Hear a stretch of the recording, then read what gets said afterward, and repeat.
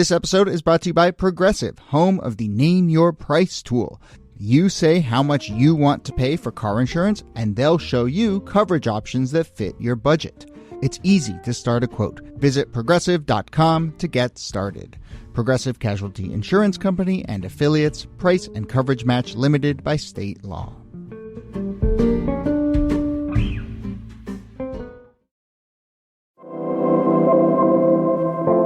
Hello and welcome to This Day in Esoteric Political History from Radiotopia. My name is Jody Avirgan. This day, April 11th, 1877, 210 fitful and contested days after the previous fall's election, Democrat Wade Hampton becomes the sole and official governor of the state of South Carolina. Those 1876 elections the previous fall were a crucial referendum on the Republican-led policies of Reconstruction following the Civil War. Republicans were in charge, rights were somewhat being expanded for black residents of the South. Federal troops were in many states to help enforce these policies. But then, in this moment, pro-segregation Democrats started to claw back power throughout the South. And this South Carolina election is so emblematic of what starts to take place throughout the region and, in turn, throughout the country. Though it's emblematic, also a very wild story on its own, an incredibly violent campaign, contested election results. There's even a stretch where basically both Democrats and Republicans are operating as if they are the ones in charge and that the other side doesn't exist, and there's kind of two governments going on in South Carolina at the same time. So let's go to that state, 1876, 1877, the retrenchment of Reconstruction, and lots more. Here, as always, Nicole Hemmer of Vanderbilt and Kellie Carter-Jackson of Wellesley. Hello there. Hello, Jody. Hey there.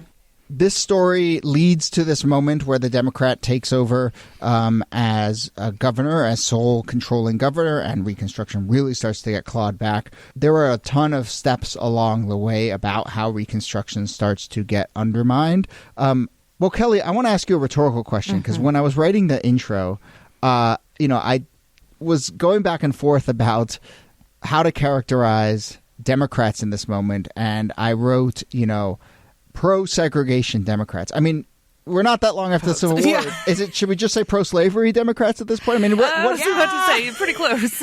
I mean, anti-democracy Democrats? Yeah. I mean, I would definitely say pro-slavery. Right. Because, I mean, if you rewind 10 years, not even, most of these people are slaveholders. So, or certainly have an vested interest in slavery. So it is, I think about this period a lot in a Reconstruction sort of tail end of Reconstruction moment, especially in the classes when I'm teaching about the aftermath of the Civil War. And South Carolina is such a crucial state because it's one of the few states, or really the only state, that has a black majority. I mean, 59% of South Carolina is black, which is gobsmacking to us. And yet, when we think about representation, when we think about who has the sort of leverage when it comes to the vote, I think South Carolina, because of its black population, makes it target number one in terms of dismantling all of the infrastructure that will allow black people to have power and influence.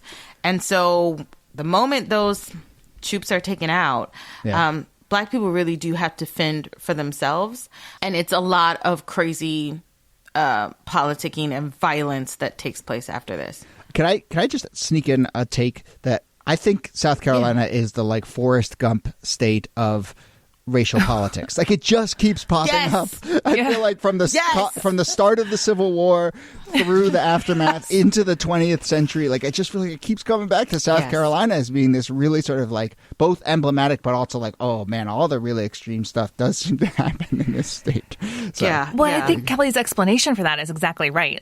Because it has such a sizable black population, it is where white politicians and activists and militia members are pioneering the techniques that are then going to be used in other states because they have the most extreme techniques because they have the most people that they need to disenfranchise. And when it works in South Carolina, all the other states look around and they're like, yeah, that works for us too. Yeah, that works in Alabama. That tracks in Mississippi. Yeah.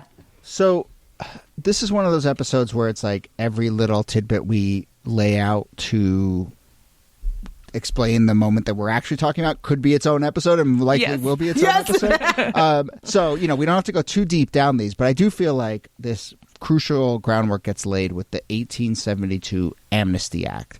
And basically what happens there is that it's an amnesty act. Confederates who had been kind of cut out from politics, I mean, literally been told, like, you can't run for office, you can't vote, right? Constitutionally cut out from office. Cut out. They are now brought back into the fold. And I guess it's just no surprise what happens a few years later when they're wielding political power again. It's almost as like there were no real consequences. It was just like, you sit in timeout, and then you come back from timeout.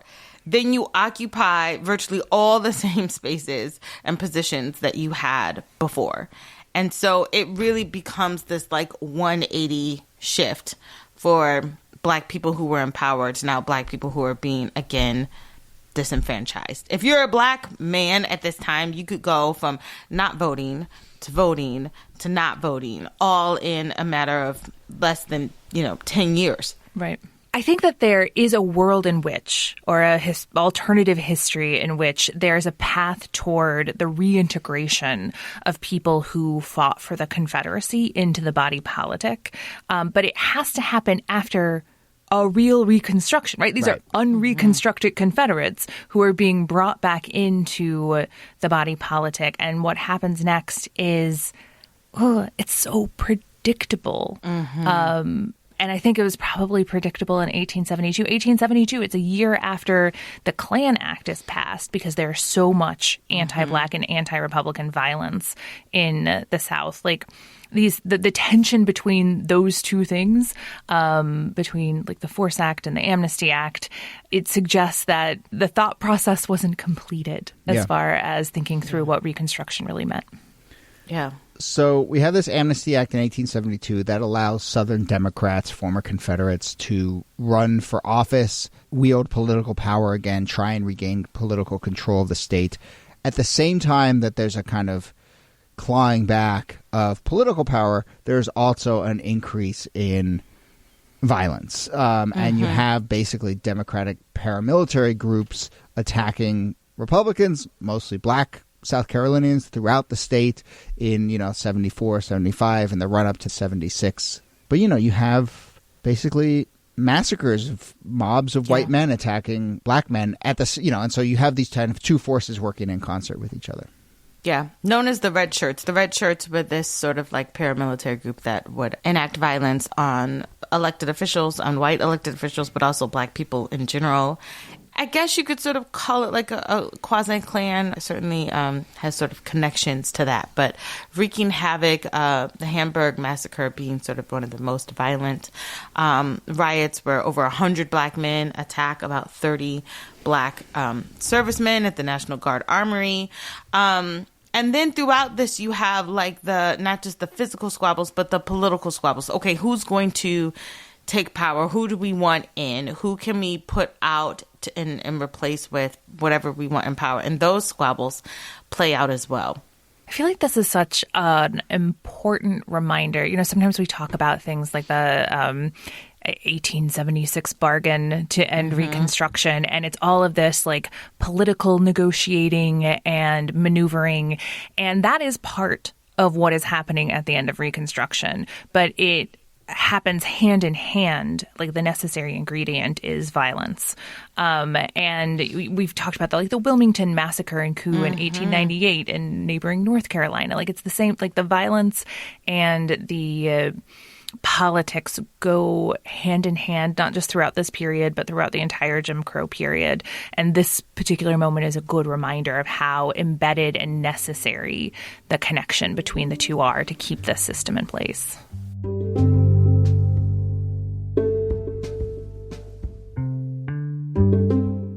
Hey there, Jody here, and I'm excited to tell you that one of our favorite Radiotopia siblings, Ear Hustle, is back with a brand new season. This is their 13th season, and the show just keeps getting better. Now, I don't know if you know, but Ear Hustle is the show about life inside prison, but it is not your typical prison podcast. Co-hosts Nigel Poor and Earlonne Woods have recently been spending time at 4 California prisons, and now they have a season's worth of funny, surprising, and unforgettable stories to share. In a recent episode, they were able to visit a groundbreaking prison hospice where they spoke to men who are grappling with the reality of dying inside prison. Also coming up this season are stories about the objects people keep inside their prison cells, complicated mom-daughter relationships inside prison, and stories of incarcerated people who wonder whether they've become too comfortable behind bars. These are stories about life on the inside told by those who live it. I'll be listening, and I hope you will too. Find Ear Hustle wherever you get your podcasts.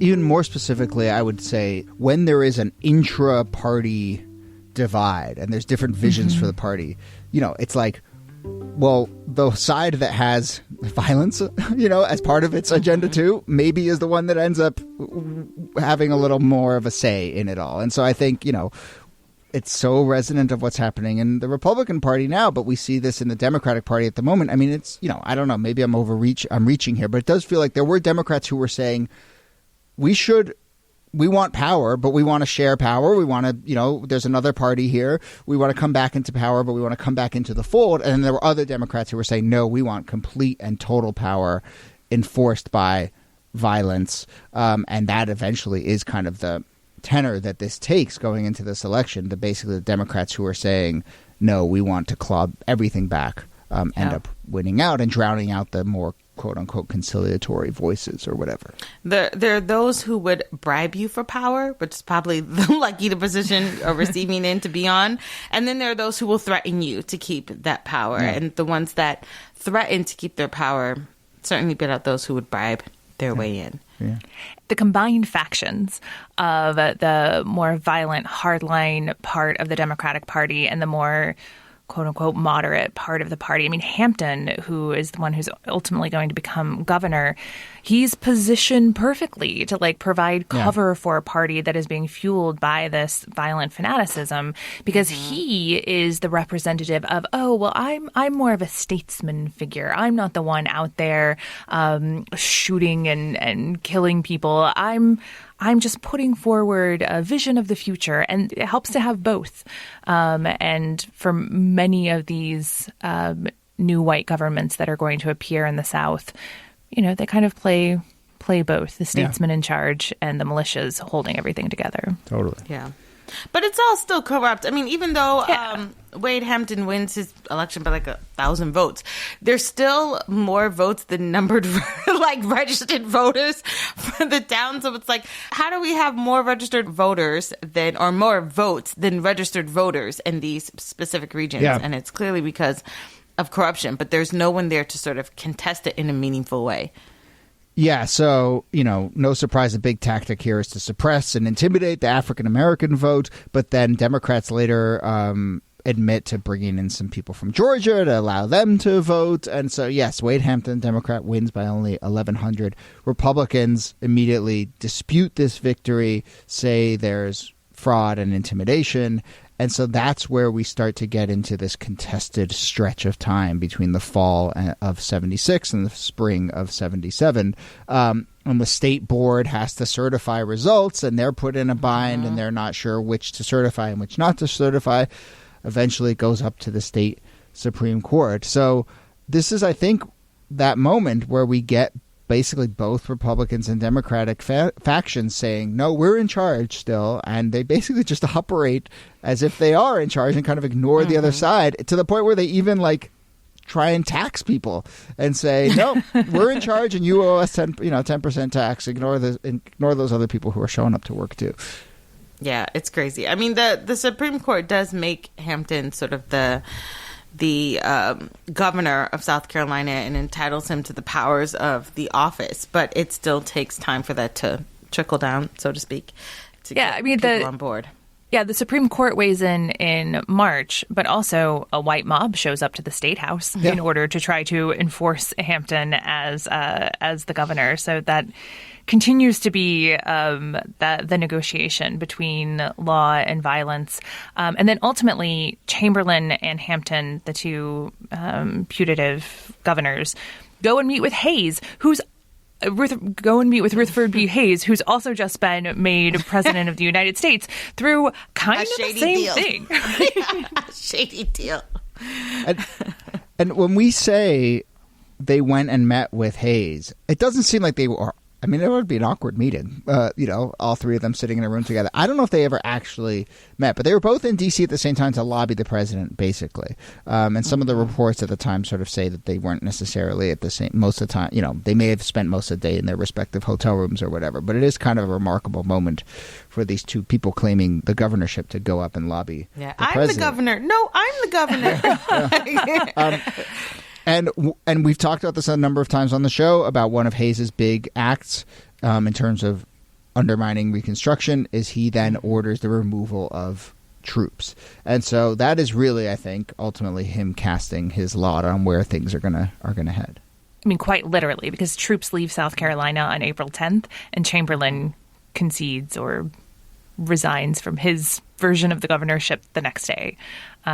Which also, I think, suggests, since we're talking about both force and freedom, that it was requiring violence or the threat of violence to hold together the Reconstruction governments of the South. This wasn't a world in which politics without violence was operating. Yes, you had to enforce freedom, absolutely, in order to maintain it. What does this mean for the state? What is this? How much is this reflective of what's happening in other states throughout the South? I mean, just like we started with this kind of bigger picture of the end of Reconstruction, what's the fallout over the next 5, 10, 15 years? I mean, over the next 100 years, you could say, South Carolina doesn't elect another Republican governor until 1974. The same thing could be said, I think, when we did the Wilmington episode, and it was they didn't get another black elected official until 1971 or something like that. It took another 100 years for that to happen. For me, it says that when you take up political office via force in this way, when you maintain it through force outside of democratic practices, you can sort of ensure yourself this grasp for decades to come, that until that power is taken back, it sustains itself. Yeah, and this is kind of a bigger picture takeaway. This is the moment that small d democratic government ends in the South. You don't get free and fair elections in the South following this. To the extent that democracy was a thing that was emerging in the South after Reconstruction, it doesn't exist anymore after this. There might be little pockets here and there, but as the Wilmington coup shows, over the next 20 years, democracy was stamped out by force, and one-party rule comes to the region that lasts, as Kellie was saying, for a century. Yeah. And it has as we said in the other episode, it has a domino effect of playing out all over the country. All right. Well, we will leave it there with that tale of South Carolina. And as I said, I think there's a bunch of little tidbits that came up. I want to do an episode on the bloody shirt metaphor, which is super fascinating, I think super resonant. And then maybe this Amnesty Act that's sort of underlied all of this is worth doing a proper episode been in the news lately as well. Yeah. All right. We will leave it there. Let's do a few also on this day's other things that happened on April 11th throughout the years. April 11th, 1899, the treaty ending the Spanish-American War was declared to be in effect. And in 1913, Postmaster General Albert S. Burleson, during a meeting with President Woodrow Wilson's cabinet, proposed gradually segregating whites and blacks who worked for the railway mail service, a policy that went into effect and spread to other agencies. Yeah, Wilson was like, great idea. Let's do that everywhere. Yeah, I know. This is like one of the worst proposals that come out of Wilson's administration, is that you get segregation where there was none. in federal agencies, which obviously set the tone for so much of the rest of the country. Yeah. Yeah. Talk about retrenchment. Yeah. And on this day in 1945, American soldiers liberated the Nazi concentration camp Buchenwald in Germany. All right, in April. And then April 11th, 1968, LBJ signs into law the Civil Rights Act of 68, which included the Fair Housing Act, and this is a week after the assassination of MLK Jr. History moves at breakneck speed sometimes, but that spring and summer of 68 is just kind of stunning when you actually do these little moments and realize the dates and how far apart they are. It's quite remarkable. All right, remember that we are doing also on this days and also providing some original historical insight and commentary in our weekly newsletter, which we just relaunched. Thanks to everyone who has subscribed and, more importantly, forwarded it to someone and gotten them to subscribe. So go and check that out at thisdaypod.com. That brings us to the end of the episode. Nicole Hemmer, thanks as always. Thanks, Jody. And Kellie Carter-Jackson, thanks to you. My pleasure.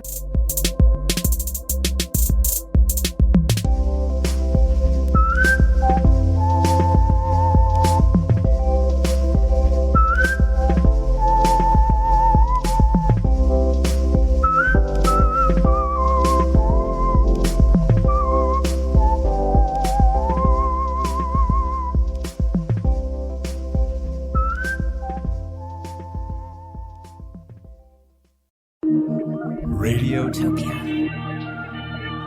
From